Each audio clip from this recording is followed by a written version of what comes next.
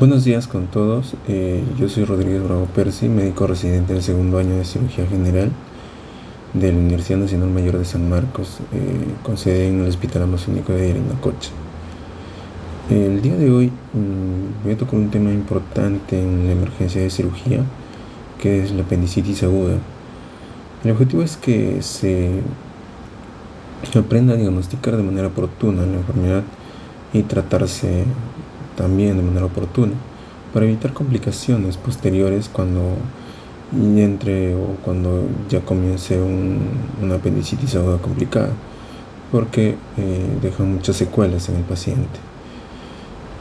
Entonces, vamos a empezar con el tema. La apendicitis aguda se define como la inflamación del apéndice vermiforme, en la que siempre se ha considerado como un esbozo del ciego, como un esbozo intestinal. Pero tiene un recuento histórico desde los 1496, desde que Da Vinci comenzó a graficar el apéndice, que de ahí se ha estudiado por diferentes disciplinas, por anatomía, fisiología, su fisiopatología, y también se ha ido innovando la parte de la técnica quirúrgica, ¿no? Hasta los años 80, que comenzó la era de la laparoscopía, y que ahora, cuando estamos en la época donde ya utilizamos la cirugía robótica. Entonces, se ha estudiado tanto el apéndice, pero no se ha llegado a determinar cuál es la función exacta del apéndice. Pero hay estudios que han comparado pacientes apendicectomizados con no apendicectomizados, pero que estaban infectados por Clostridium difficile. Los pacientes que estaban infectados por Clostridium difficile evolucionaban rápidamente y tenían una mayor alta tasa de mortalidad comparado con los pacientes no apendicectomizados. Entonces, con esto se sustenta de que el apéndice forma parte del sistema inmunitario. Es un ente regulador del sistema inmunitario, actuando directamente sobre la microbiota intestinal y la flora intestinal, ya que cuando ésta se altera o cuando hay una disbiosis, el apéndice se encarga de nuevamente llevar a un estado homeostático o de regular la microbiota intestinal. También se han hecho otros estudios de la apendicectomía antes de los 20 años que está asociado al cáncer de próstata. En realidad no se sabe el mecanismo exacto, pero probablemente se va a ir estudiando a profundidad y ya estaremos viendo cuál es el mecanismo, ¿no? También es importante saber sobre el desarrollo embriológico del apéndice. Si bien sabemos que este se desarrolla en sentido antihorario, ¿no? Que viene migrando desde la fosílica izquierda, flanco izquierdo, hipocondrio derecho, luego flanco derecho, y hasta llegar a posicionarse a la fosílica derecha. Pero en algún momento esta se detiene en uno de sus cuadrantes antes de llegar a la fosílica derecha, que también es importante evaluarlo, que si tenemos un cuadro clínico típico de apendicitis aguda con toda la clínica, entonces podríamos presumir que se trata de una apendicitis aguda cuando el dolor no está localizado necesariamente en fosílica derecha. Entonces no sería dable subestimar una apendicitis aguda cuando el dolor sea en otro cuadrante diferente a la fosílica derecha. También hay anomalías del apéndice, ausencia del apéndice ectópico, que se ha encontrado en el tórax, en la zona subdiafragmática o en el diafragma también, en apéndice situado en el lado izquierdo del abdomen, duplicación apendicular, divertículos apendiculares y también mucosa heterotópica en el apéndice. Ahora, también tenemos tipos de apéndice. Tenemos 3 tipos, A, B y C. Los tipos A y B son de las formas infantiles, y el tipo C es la forma madura y la forma más común del adulto. Pero el tipo A y B, que son de los niños, el tipo A tiene una base más ancha, y el tipo B, que se asemeja a la del adulto, tiene una base más estrecha. Entonces, que este tipo probablemente es la que produce el apendicitis aguda en niños, porque fácilmente se va a obstruir la base del apéndice. La irrigación del apéndice está dada por la arteria apendicular, que esta es una rama de la arteria ileocólica y que está viene de la mesentérica superior. El drenaje linfático va a adoptar la disposición de los vasos y que esta va a drenar en la cisterna del quilo. Ahora, la posición del apéndice también es importante saberlo, ya que las posiciones más frecuentes, que es la retrocecal y la pélvica, que podrían incluso generar una clínica similar o similar a una clínica, a una patología urinaria por la localización que tiene, o también la promontórica. Por ejemplo, se ha visto un caso de un paciente, incluso colega, ¿no?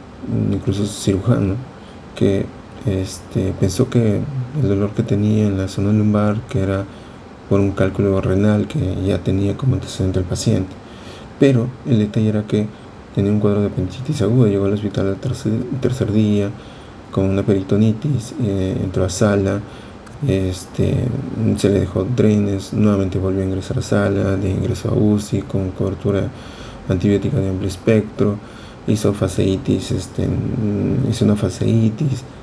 Entonces, todo un problema que trajo para él por subestimar de repente un cuadro apendicular. Y de ahí tenemos la paracecal, la subcecal y las otras disposiciones o posiciones del apéndice, que nos puede simular otra patología abdominal. Entonces es importante saber la posición, conocer las posiciones del apéndice. Ahora, la fisiopatología se va a ir dando de manera simultánea con la evolución del apéndice, las fases evolutivas del apéndice, y también de acuerdo a eso van a ir apareciendo los síntomas de acuerdo al tiempo, ¿no? Entonces, la fisiología comienza con la obstrucción del lumen apendicular, que esta se da por un fecalito, por un cuerpo extraño, por un tumor, por un medio de contraste también, o algún alimento como una semilla de repente que pueda generar la obstrucción del lumen apendicular, y que esta va a hacer que aumente la presión intrapendicular. Se obstruyen los vasos capilares y linfáticos, se obstruye el retorno venoso, se obstruyen las arterias, se da una isquemia, se perfora el apéndice y sale el contenido a la cavidad abdominal. Entonces, ya en 4 a 6 horas yo voy a tener un cuadro de apendicitis congestiva, ¿no? Que por supuesto el primer síntoma que va a tener el paciente es el dolor, hablando de adultos. Entonces el paciente va a tener un dolor de tipo visceral, inespecífico, que difícilmente se va a localizar, ¿no? Y en casos de adultos, que incluso el Schwartz menciona que si primero se da las náuseas o de repente el paciente vomita, entonces, y después viene el dolor abdominal, entonces probablemente no sea apendicitis aguda. Entonces es una alta probabilidad de descartar que no sea apendicitis. Y de ahí, después de 4 horas, ya el paciente, el apéndice sigue evolucionando, ¿no? Porque pasa por 4 fases, que es la congestiva, flemonosa, gangrenada y perforada. Entonces ya a las 6 a 12 horas más o menos ya se localiza el dolor, se hace un dolor de tipo somático, que se activan las fibras de tipo C, y tenemos un apéndice flemonoso. Y de 12 a 24 horas ya tenemos un apéndice necrótico o gangrenado, y también que comienza a darse la sensación de alza térmica en el paciente, y posteriormente se perfora el apéndice ya después de 24 horas, y que está generando peritonitis local o difusa. Los otros síntomas que se asocian son la hiporexia o anorexia, las náuseas con o sin vómitos, puede haber deposiciones líquidas o estreñimiento, la fiebre puede ser menor a 38.5, y también los ruidos hidroaéreos comienzan a disminuir, ¿no? También una diferencia en la palpación, en el cuadrante inferior derecho. Hay muchos puntos dolorosos que se pueden evaluar, muchas maniobras, la de McBurney, la de Bloomberg, la de Robson, Wiener-Musi, la de Psoas, la de punta talón. Hay varios. Entonces, el cirujano puede evaluar de acuerdo a la comodidad que tenga y a la experticia con la maniobra que pueda contar el especialista. Y posteriormente, si es que hay una peritonitis generalizada, por ende va a haber una rigidez del aparato abdominal. Escalas para poder evaluar la apendicitis aguda, la que siempre generalmente se ha usado son las escalas del Alvarado, ¿no? Que antes, de acuerdo al puntaje, podríamos decir si el paciente se opera o no se opera, se queda en observación o le damos de alta, ¿no? Pero ya con la última guía de Jerusalén menciona que los criterios del Alvarado solo te sirve para poder descartar que no sea una apendicitis. Un puntaje menor a 5 te da una sensibilidad del 95-99% de que no es apendicitis. Y de ahí tenemos otras escalas más que cada cirujano pueda evaluar de acuerdo al dominio que tenga, ¿no? Tenemos el score de apendicitis del adulto, el AIR, también hay otras escalas para pediatría. Entonces es de acuerdo a cómo domina el cirujano, a la experticia que tenga, ¿no? Ahora, en los exámenes auxiliares que vamos a solicitar tenemos exámenes de laboratorio y imágenes, ¿no? En los exámenes de laboratorio tenemos el hemograma, que con desviación a la izquierda, en un 90% de los casos. El examen de orina, si es positivo, no me excluye el diagnóstico de apendicitis. La prueba de embarazo, que debería de pedirse de manera obligatoria en todas las mujeres en edad fértil. También la PCR, la procalcitonina y la interleucina 6. Ahora, en el caso de imágenes, el gold estándar o el examen imagenológico de elección es la tomografía computarizada con contraste. La ecografía también se usa, pero es operador dependiente y se evalúan acá características del apéndice, ¿no? Vamos a ver de repente el apéndice que va a estar, el lumen va a estar aumentado más de 6 milímetros, va a haber signo de la dona, vamos a tener un apéndice no compresible, la grasa peripeticular puede haber una extracción de la grasa, líquido inflamatorio, una alteración de toda la zona.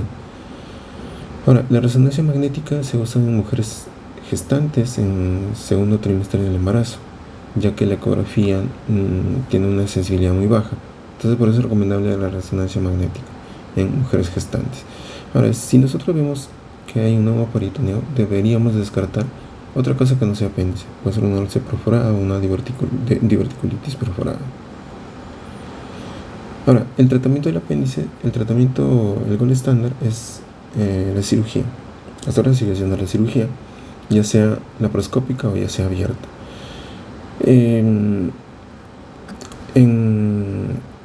Últimamente se ha comenzado a tratar la apendicitis con antiinflamatorios y antibióticos, pero el detalle es que el 11% de esos pacientes a los 7 días fracasan en tratamiento, y a los 5 años el 40% más o menos está volviendo a ser un cuadro de apendicitis aguda. Entonces estará bien dejar a esos pacientes que nuevamente vuelvan a hacer un cuadro apenicular, de repente exponerlos a que hay una apendicitis aguda complicada, ¿no? Entonces estaría por evaluar o estudiar más al respecto.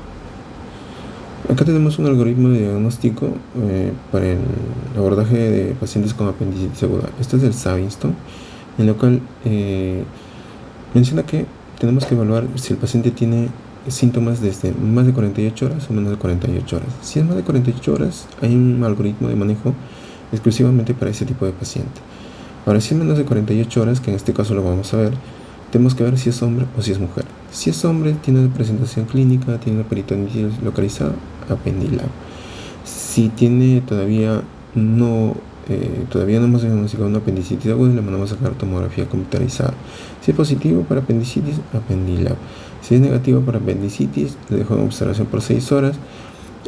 Si no mejora, la laparoscopía diagnóstica. Si mejora, le doy de alta. Si es otro diagnóstico, le trato de acuerdo a lo que tenga y le doy de alta. Ahora, si es mujer, tengo que ver, ¿está embarazada o no está embarazada? Si está embarazada, hay un algoritmo para manejo de gestantes con apendicitis. Si no está embarazada, le pido tomografía. Si es positivo para apendicitis, Apendilab. Si es negativo para apendicitis, le dejo en observación. Y si no mejora, la laparoscopía diagnóstica. Y si mejora, le doy de alta. Y si es otra patología, le trato según a lo que diagnostico. Bueno, eso es todo con respecto a apendicitis aguda. Muchas gracias.